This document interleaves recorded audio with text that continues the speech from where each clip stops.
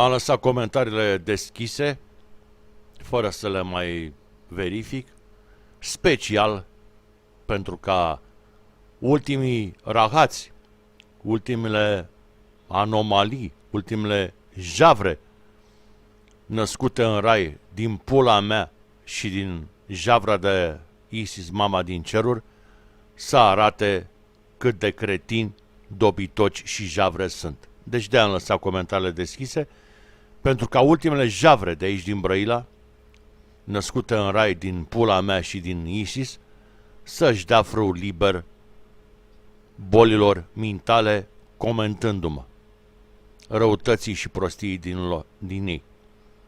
Deci, comentați, bastarzilor, până vă iau de ceafă și vă duc în iad. Eu, tăticuțul vostru ceresc, căruia mi-a spus tata minciunilor.